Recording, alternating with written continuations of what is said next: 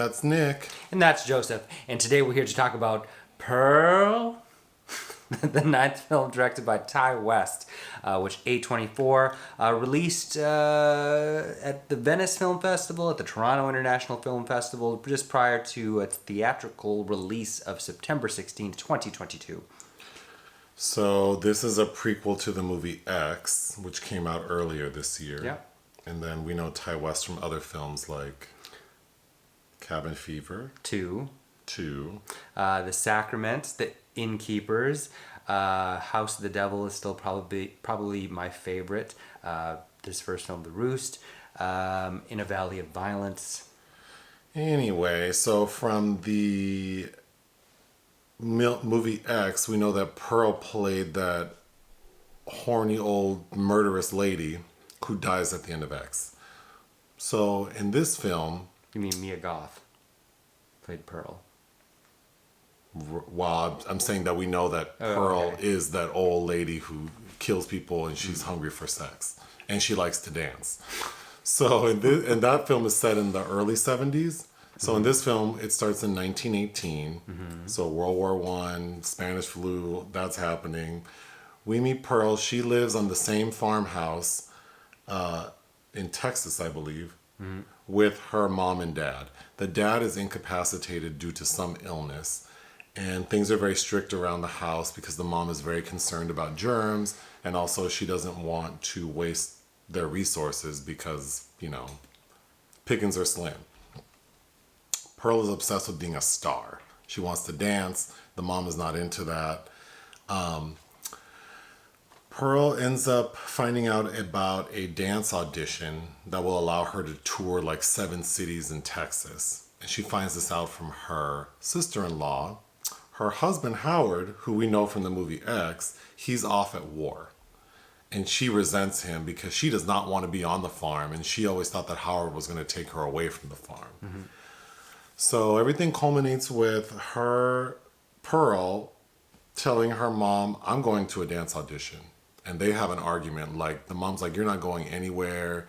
You ain't shit anyway. I know you're crazy. Like, you would be better off just staying here and not letting people know the real you. Because if people knew the real you, they would be scared. They get into a physical altercation. The mom ends up catching on fire. So she's badly injured. And Pearl throws her mom down into the basement. The dad is watching, but he's incapacitated, so he can't do anything but watch. So Pearl leaves, and she goes into the city or the little town nearby where she had previously met the projectionist who works at the local movie theater, this very attractive man who has already told her, like, that he believes in her, but really he's just attracted to her. And he ends up showing her, like, some porn that he got from Europe. And so she's kind of thinking, like, he'll take her away to Europe where she can be a star. She spends the night with him. He takes her home the next day, and things get weird. Like, the guy can tell that something's not right in this house. And so he wants to leave because he realizes Pearl's lying to him. He admits to her, you scare me. And she's triggered because that's what her mom said would happen. So she kills him. She doesn't end up going to the audition. But before she does, she kills her dad. The audition does not go well. She's told, we don't want your ass. But her sister-in-law, who goes with her, does get cast. The best scene in the film, I think, is when Pearl finds out she wasn't cast. She is, like, devastated. The sister-in-law is consoling her, says, let's go back home. They're talking. And the sister-in-law is encouraging her, like, you need to just speak your feelings. Like, pretend I'm Howard, your husband, and just talk to me. Like, just be honest. And child, we get like a 5-minute long take. Like, it's almost a full single take of Pearl just revealing all to her sister-in-law, but, to who she's talking to, which is Howard, about how, like, I'm a bad person. Not only did I start out killing animals, but now I killed, like, my mom, my dad, this man I liked, who I had an affair with. Of course, the sister-in-law's freaked out. So Pearl can't let her ass go, so Pearl kills her.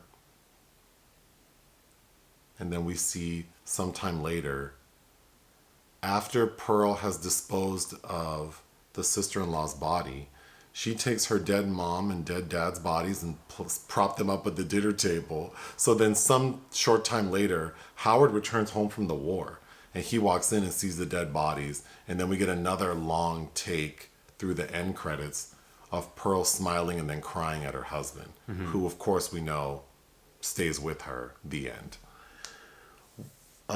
We should have started with how we felt about the film. Too late. But I thought it was pretty good. I liked it. I think it's a bit dry. I think cohesively it works better as a narrative than X, which again was a film that I appreciated some things with, but then kind of, I think X goes way over the top with its presentation of old people and sex and how, bodies work in ways that seem more demeaning than and exploitive than. I like this movie better than X. Yes. I guess before I go through my notes, what I wish would have been different is we already know Pearl is going to turn into like a murderous old psychotic horny ass lady. Mm-hmm. So the first hour of the film feels like building up to her craziness, but it's not really an origin story because it's clear she's already been done kind of doing terrible things. Yeah. Like she has this relationship already with this alligator, because it starts off with her killing a goose that she feeds out a pitchfork to the alligator. So it's like, oh, she's already clearly a little bent. I kind of wish we would have seen her like, how does she develop this relationship with the alligator? But really what I think should have happened is her parents don't seem that awful as far as we know. Yeah, the mom is strict, but it's also 1918. There's a war, there's a pandemic. The mom is definitely not out of pocket. And then being, German immigrants living here, there's kind of, that is really barely hinted at. It starts off almost in kind of a Willa Cather territory and then goes into like William Castle. Yeah, in the beginning we see Pearl like having to like bathe her dad, and then she's bathing in front of him, and she has his body, because he's immobile, she has his body facing her in the bathtub. And when the mom walks in, she's acting like, oh, this is weird. But then Pearl explains like, well, I don't want to waste the good hot water. I guess I wanted it to be more like maybe the dad was like sexually abusive to her or something, and now that he's incapacitated and she has to care for him, maybe there's some twisted stuff going on there. Maybe the mom is jealous of the daughter because of the sexual relationship she had with her dad. I just expected a little bit more, for it to be more torrid and demented, but it really is just this mentally like ill young lady. I think it could have been a stronger psychological portrait of Pearl's undoing, and also weaving in these very interesting elements of the period, like the anxieties and the violence of World War I and the Spanish influenza, and meanwhile the cultural obsession with the picture show, right, and people wanting to be famous, and kind of the weird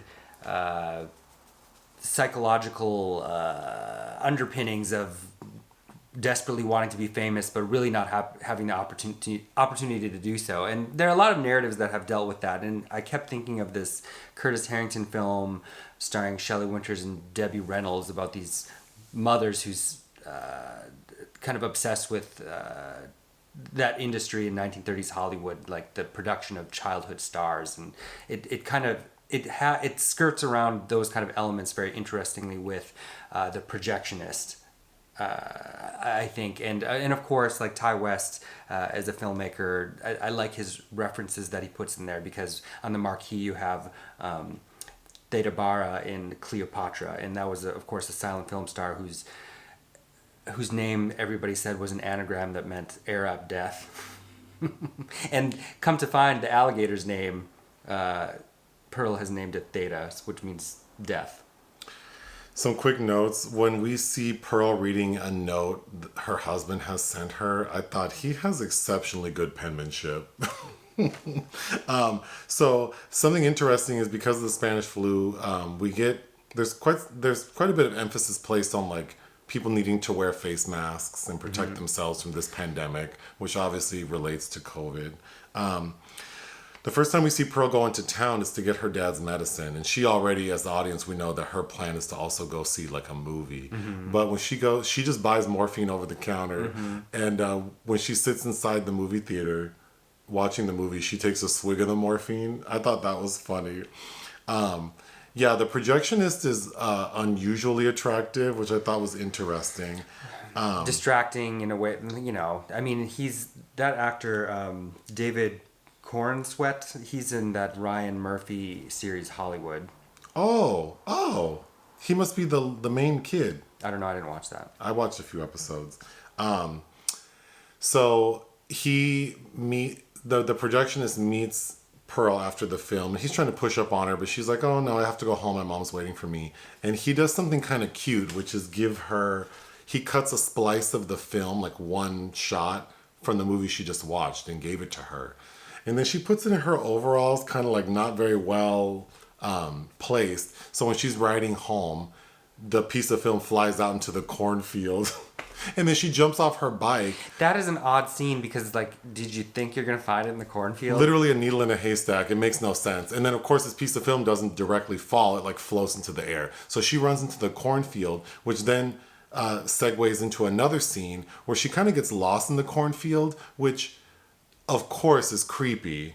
But the other thing that we know there's no supernatural element to X. So we see her approach this scarecrow, and then, I mean, if this were like a supernatural horror film, of course, something else would happen. But Pearl she basically rips down the scarecrow and starts having sex with it, basically. Simulating sex. I thought that was, that was an interesting scene. Yeah, because the picture of the projectionist face pops up and she screams, "I'm married." And again, I think that's another way the sexual repression of Pearl, which really feeds into what her character is and does in X, I think could have been bolstered a bit more. The next time Pearl sees the projectionist, he plays her pornography. And I thought that was an interesting scene because I for sure thought that he was going to make a move on her that would upset her. But instead, she gets very excited, which does make sense because in X, we see that she is like obsessed with sex. So, I only bring that up because I thought the actual like film we see of like the pornography was interesting. She dons the scarecrow's hat and she's riding around on the bike. It reminded me a lot of Margaret Hamilton as, is it Wilhelmina Gulch? The Wicked Witch of the West in Wizard of Oz. Oh, sure. It's important to know that she kills the projectionist and she has to dispose of the car. So she pushes the car into the swamp. Is that the same car we see in X in the swamp? Oh, I'm assuming it is because we see there's a point made to see the license plate.